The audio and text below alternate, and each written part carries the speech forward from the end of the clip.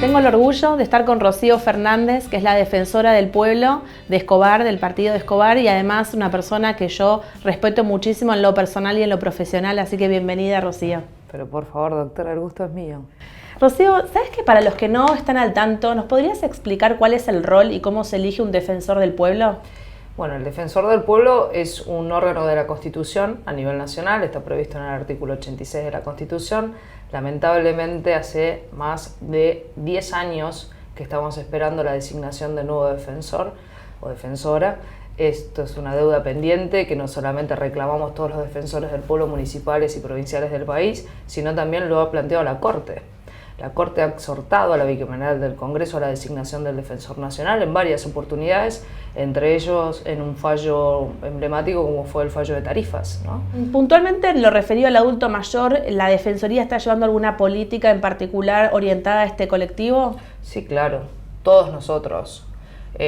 Si hay un lugar donde los defensores del pueblo, si bien somos defensores del pueblo de todos, fundamentalmente tenemos especial atención a los grupos de mayor estado de vulnerabilidad. Sin ninguna duda, frente a la vulneración de derechos son los niños y son los adultos mayores. ¿Y cuáles son las consultas de adultos mayores que se suelen recibir en la Defensoría? De todo tipo, de acceso a la salud fundamentalmente. Y después, bueno, lógicamente... O sea, consultas relacionadas por ahí con el PAMI o con los medicamentos. Absolutamente, absolutamente. Lo que pasa es que a la vez nosotros vamos elaborando herramientas porque no creemos en el defensor del pueblo que está sentado detrás de un escritorio solamente diciéndole a aquel que gobierna esto está mal, esto está mal, esto está mal. Si no tenemos un rol activo, un rol de ponerle el cuerpo a la situación, entonces, por ejemplo, con PAMI tenemos una mesa de enlace directo. Perfecto. Es decir, que directamente hay una comunicación, muchas veces con el local, muchas veces cuando se requiere con el zonal y muchas veces directamente con el nivel central. Incluso con la figura de la UFI de PAMI que se creó en su momento y que en este tiempo por ahí que no cumple la función para la que originariamente fue creada, es interesante porque le damos intervención cuando vemos que hay problemas recurrentes y circulares, ¿no? Sí, el vínculo institucional en general con el PAMI es más fluido. ¿Les pasa lo mismo con ANSES? ¿Tienen un interlocutor válido que les conteste, que los asista, que los responda? Sí. De hecho, Basa Bilbaso, durante esta gestión me refiero, nos ha pedido específicamente una intervención concreta en relación a lo que fue el proceso de reparación histórica, que hay que entender también que el proceso no es lo mismo en Ciudad Autónoma de Buenos Aires que en el interior del país. O sea, a veces hay determinadas políticas que hay que entender que tienen una lógica en la Ciudad de Buenos Aires y de la General Paz para allá tienen una completamente diferente. Te doy un ejemplo que hablábamos ayer, el tema de las pensiones no contributivas por invalidez, suponte. Acá, si una persona recibe la carta documento, directamente se presenta y no puede realizar el CMO digital, se presenta ante ANSES y ANSES le recibe la nota pidiendo la prórroga y demás. En la provincia de Buenos Aires y en el interior del país, el ANSES no recibe nada. O sea que cuando la Agencia Nacional de Discapacidad informaba que la gente era el ANSES decía: yo en esto no tengo nada que ver. Entonces colocaba a muchos pensionados en la situación de responderle al Estado con el único instrumento jurídico que había recibido, que era la carta documento.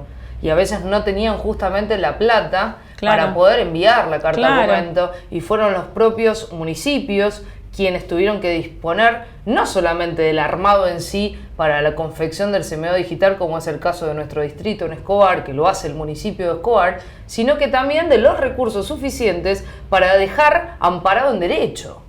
Esto es con lo que lidiamos día a día.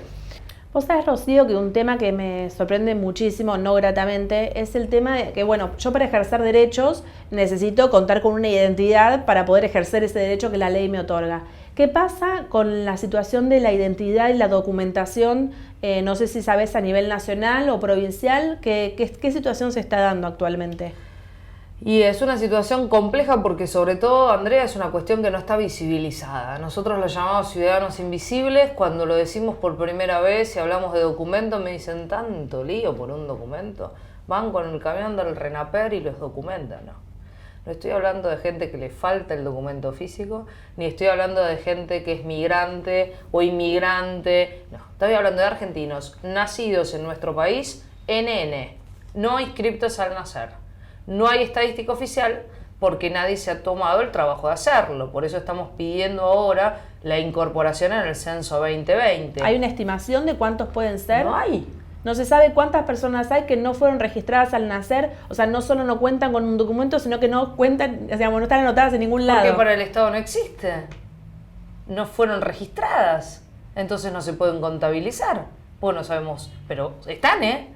De hecho, te doy el número del abordaje, que te aclaro que Escobar es el único municipio de la provincia de Buenos Aires que tiene un trabajo específico que es a través de la Defensoría del Pueblo, de 10 años. Nosotros en este momento tenemos 300 juicios de inscripción de nacimiento en trámite ante el Juzgado de Paz de Escobar.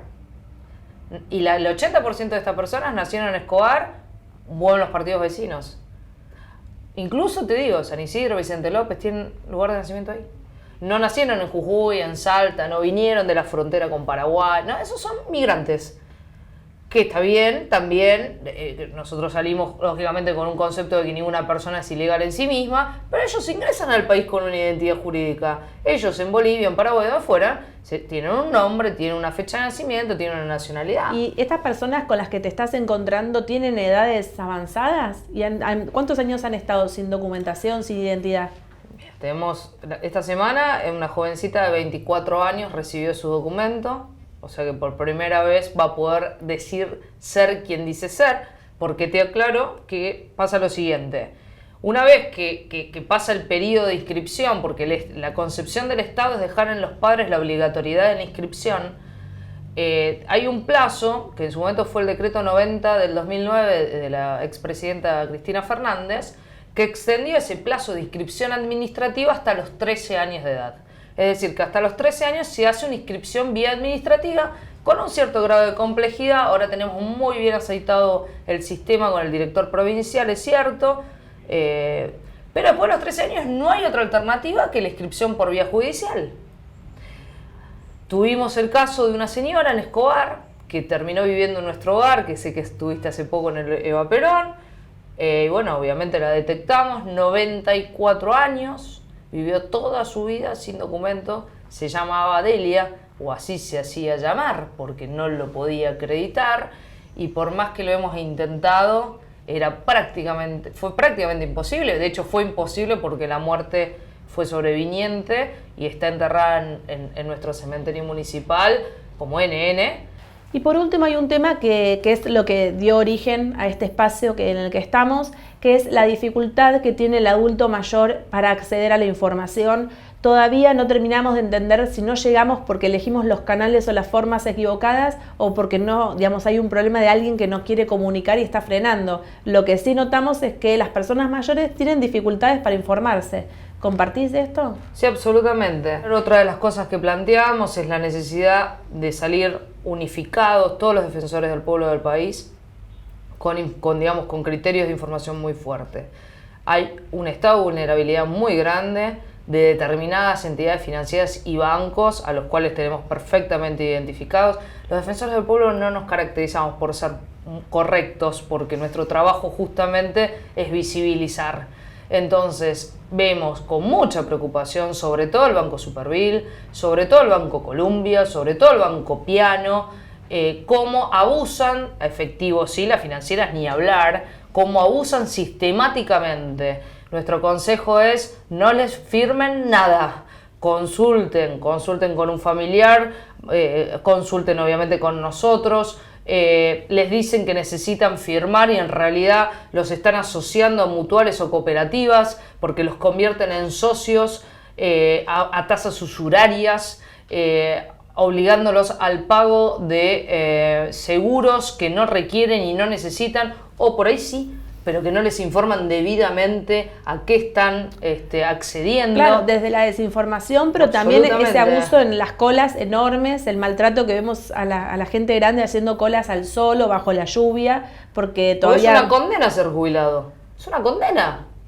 Está todo pergeniado y planteado para que sea una condena, en vez de ser el resultado de tantos años de sacrificio y de aporte al Estado. Te agradezco muchísimo la información y bueno, para los que están viviendo en Escobar, sepan que cuando tengan un problema pueden contar con la Defensoría del Pueblo.